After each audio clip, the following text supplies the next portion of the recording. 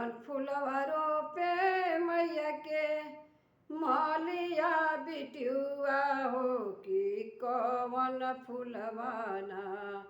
कवन फुलवा रोपे हमरा मैया के छोकड़वा हो कि कवन फुलवाना। हमरे मैया के पसंदवा हो कि कवन फुलवाना।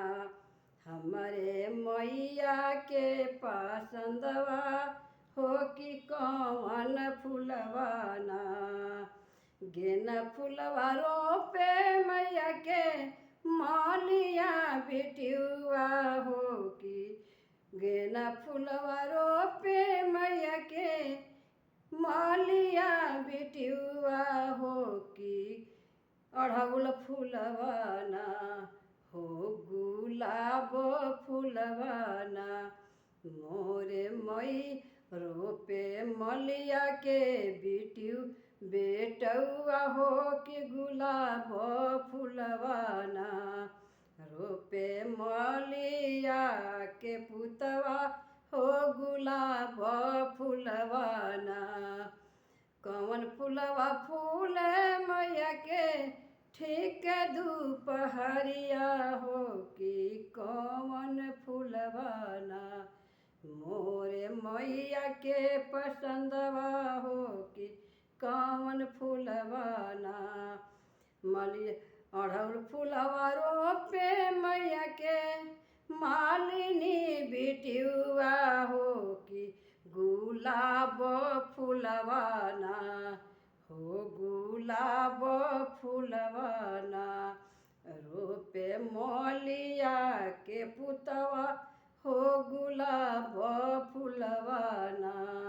रोपे मलिया के पुतवा हो गुलाब फुलवाना। कवन फुलवा फूले मैया के होत भीनु सहारा हो कवन फुलवाना। मैया के साँझे फुलवा फूलवे हो कि कवन फुलवाना। साँझे फुलवा फूले मैया के अढ़उल गुलाबवा हो कि बेली फुलवाना हो कि बेली फुलवाना। मोरे मैया के पसंदवा हो कि बेली फुलवाना। मोरे मैया के पसंदवा हो कि कवन फुलवाना। कवन फुलवा चढ़े मैया के होत भीनु सहारा हो कि कवन फुलवाना हो कि कवन फुलवाना।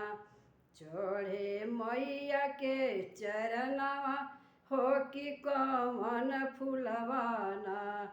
चढ़े मैया के चरनिया हो कि कवन फुलवाना।